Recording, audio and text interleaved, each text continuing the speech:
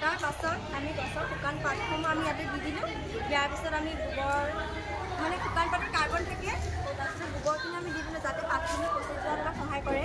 তাৰপিছত তাত দিয়াৰ পিছত আমি কেঁচা যিখিনি পাত আছে তাত আমি এইখিনি দি দিম, তাত নাইট্ৰজেন থাকে। তাৰপিছত যেতিয়া কাৰ্বন আৰু শুকান পাতত যদি কাৰ্বন থাকে, কাৰ্বন আৰু নাইট্ৰজেন মিলি তাত এমনিয়াম গেছ উৎপন্ন কৰে। এতিয়া শুকান পাতবোৰ দি দিয়া তাই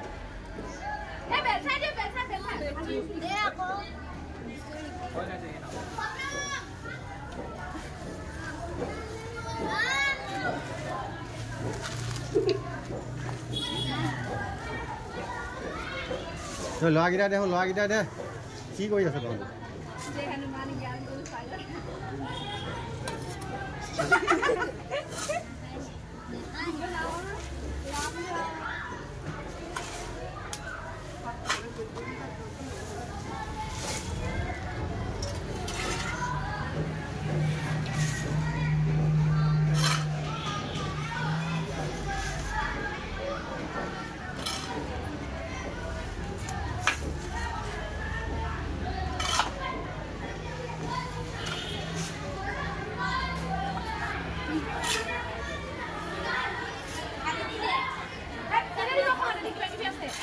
মাৰ্চ কৰিবই লাগিব।